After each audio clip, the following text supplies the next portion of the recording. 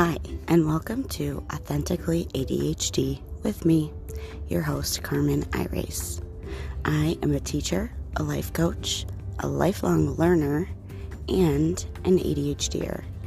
I created this podcast to create community, to create a place for us to learn together as the newest research comes out about this complex neurodevelopmental disorder.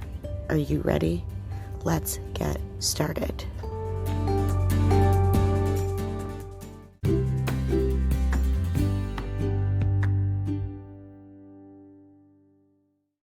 Hi, friend, and welcome back to the podcast. I am so glad that you decided to join me today. Do you put things off? Yeah, me too. And that's what we're going to talk about today. Procrastination and how to stop. So let's get started.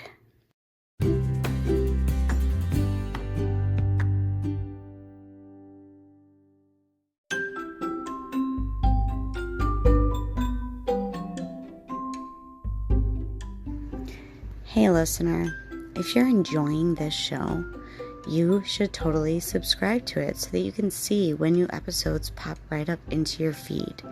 In Spotify, if you go up at the top and hit click follow, it'll notify you every time there's a new episode. Then, really quick, as you're listening to this, right under the follow little bubble, there's a rating bubble. If you could just rate this podcast and give some feedback, possibly maybe answer the poll question that's underneath the podcast, I would really, really appreciate it. I hope that you're enjoying whatever you're doing today or tonight. Have a great one.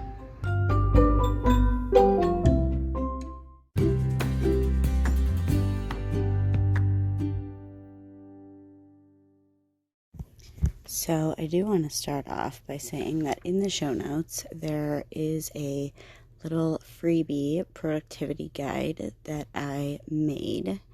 And shout out to my coach, Kristen Carter, because procrastination has become something that I can manage.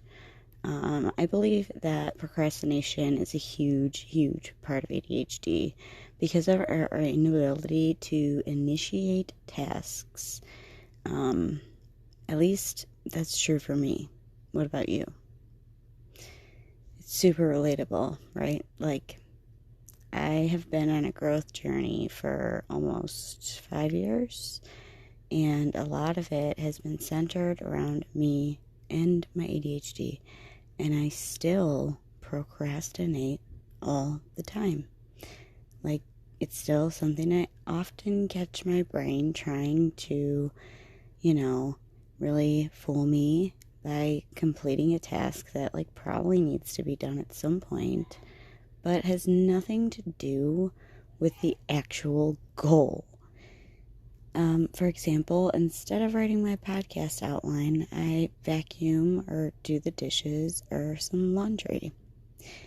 This is something referred to as buffering or procrastivity.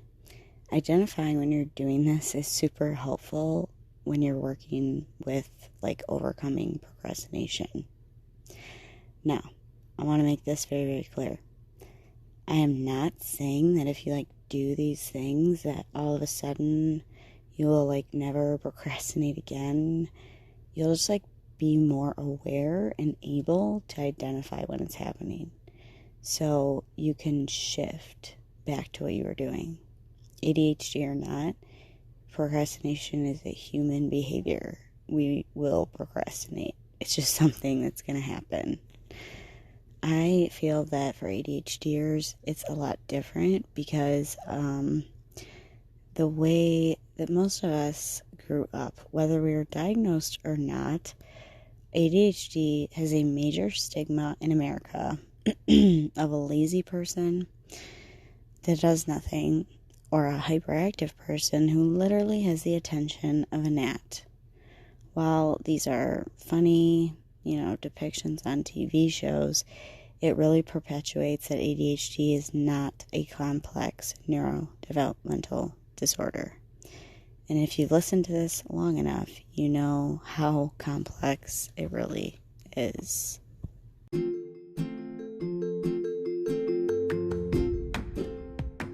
Hi, friend. Do you struggle with ADHD? Are you looking for a fabulous community to join to learn more about your ADHD and be given strategies, courses, and a coach? You should join Focused. Head to my show notes and click that link, and we both get a credit to our account. You get money off, I get money off, and Lord knows ADHDers need to save money. So head to that link if you want to join today.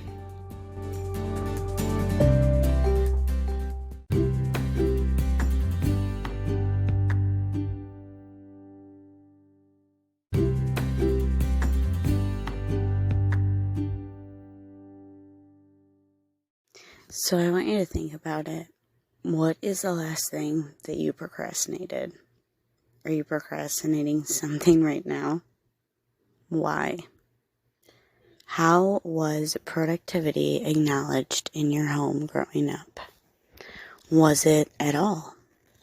Was it the only thing that you were praised for? Did you not get noticed for it at all? Do you identify with being a perfectionist? Why or why not? Those questions are very useful to answer.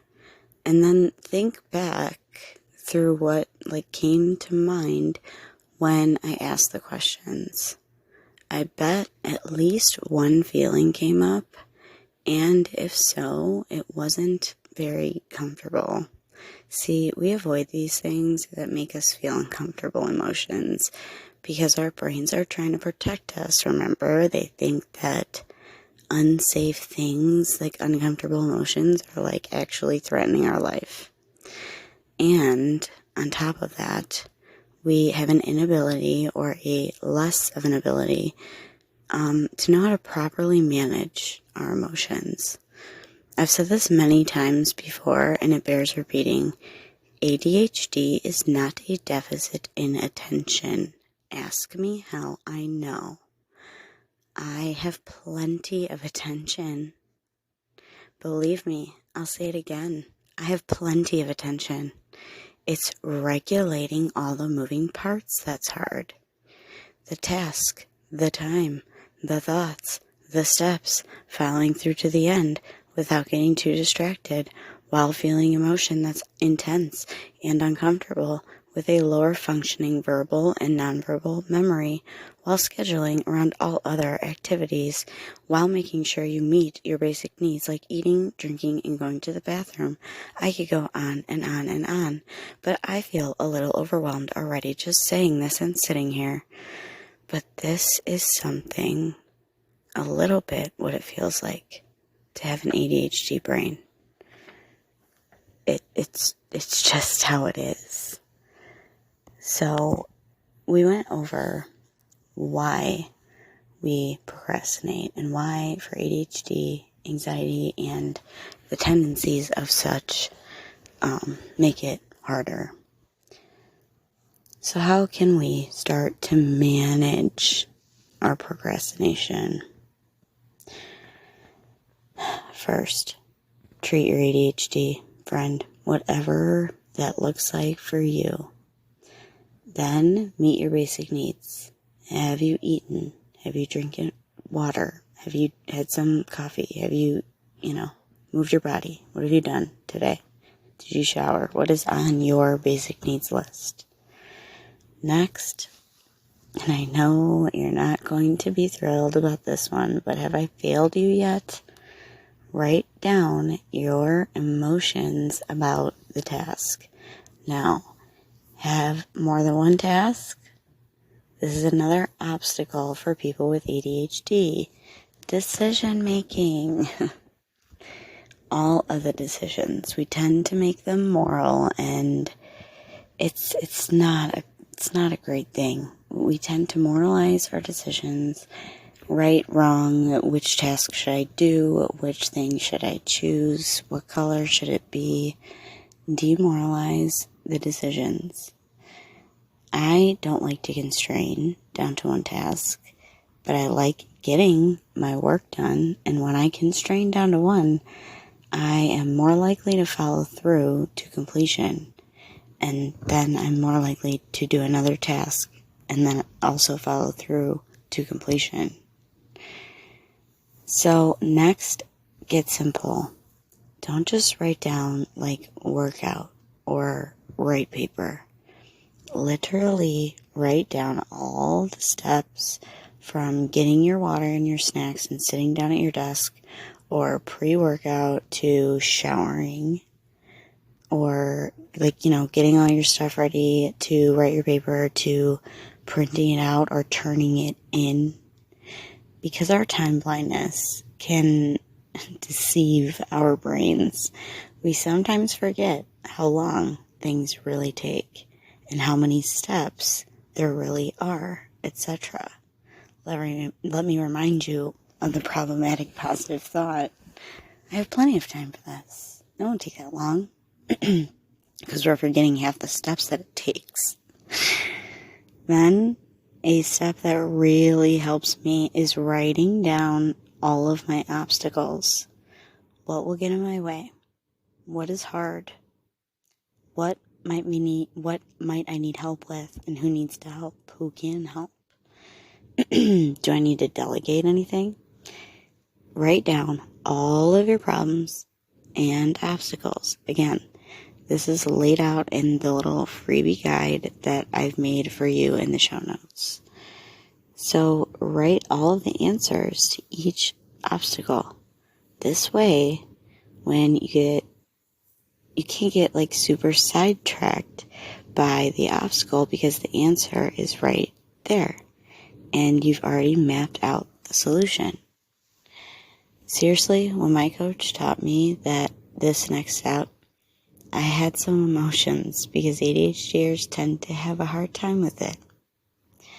Schedule it.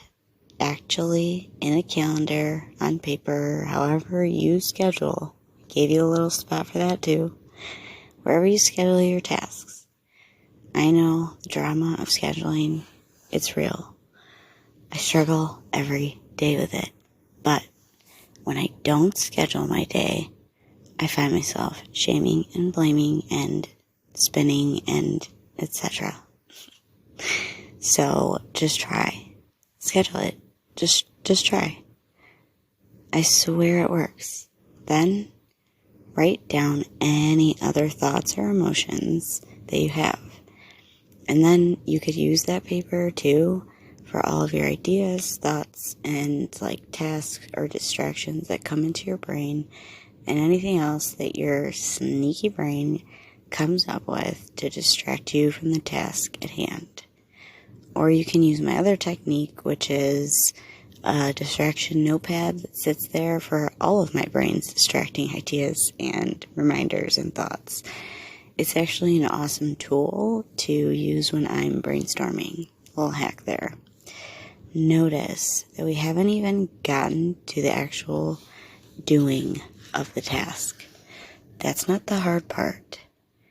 You'll get into the flow if you use the freebie guide I created and you really listen to what I said. It will guide you through the steps of making a choice, getting all your thoughts and emotions about the said task out of your head and onto paper. Your brain is not a file cabinet. It does not need to look like mine at school, shoved full of papers and God knows what. It will clear your head. It will guide you through writing your obstacles and all the solutions to the obstacles. And then a spot to write out the steps, break it down even further, and schedule it out. I even included the model so you can self-coach when you need to.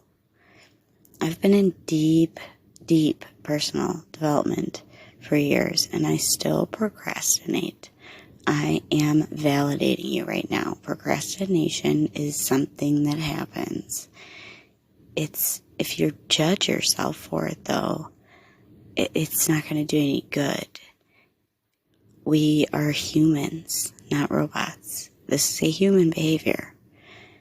And shame and guilt will always lead to avoiding and procrastination in some way, shape, or form. Which is why managing your thoughts and emotions is so important.